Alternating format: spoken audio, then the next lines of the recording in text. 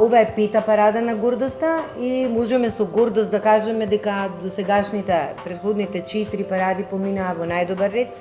со максимално ниво на безбедност и со ниту еден инцидент за време на парадите. Бележиме 2 инцидента во текот на овие колку години, 5-6 години, кои што се случија после завршувањето на парадите на гордоста. Очекуваме дека и оваа година ќе биде обезбедено тоа ниво на безбедност кое што беше обезбедено во минатите години. Успешноста на една парада на гордоста зборува токму за тоа какви се демократските капацитети на државата и колку институциите ги почитуваат правата на сите граѓани, па и на оние кои што не се мнозинство. Оваа година слоганот на главната порака на парадата е спектакуларно непослушни. Непослушни затоа што ние сме непослушни и сакаме да го реафирмираме таа наша опозиција на патриархатот кој реално не владее веќе доста векови.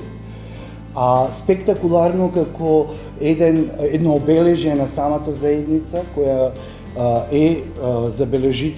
забележителна и како петти прајд, првиот Скопје прајд излезе, дури New York Times објави фотографија од првиот, овој како петти прајд не очекуваме ништо помалку спектакуларно да биде и да биде еден од најдобрите настани како и претходните години во Скопје и најпосетените настани во Скопје. Ова е само еден ден од целата година во кој што ЛГБТ луѓето можат да бидат видливи, да бидат своји и автентични и дека ова е заедница која што не по своја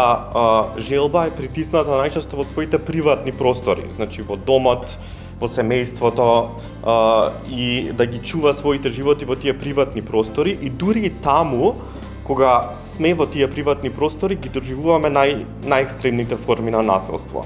Кога една заедница се соочува со насилство во приватниот простор, каде што е приморана да биде втурната,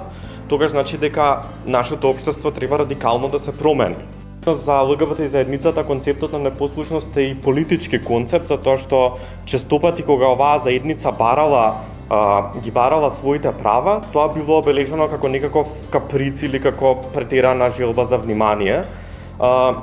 И вреди да се спомне дека желбата да се живее достоинствено и еднакво не е никаков каприц, туку е само барање на еднакво место во ова општество како што им припаѓа и на сите други граѓани. ЛГБТ и луѓето го бараат токму тоа, да можат да се своји, да се автентични, да се движат во јавниот простор, да учествуваат во политичкиот живот, наместо постојано да се втурнувани во своите 4 ѕидови. Ние како заедница ги чувствуваме последиците од нефункционалниот систем и двоструко повеќе отколку луѓето кои што не се ЛГБТИ.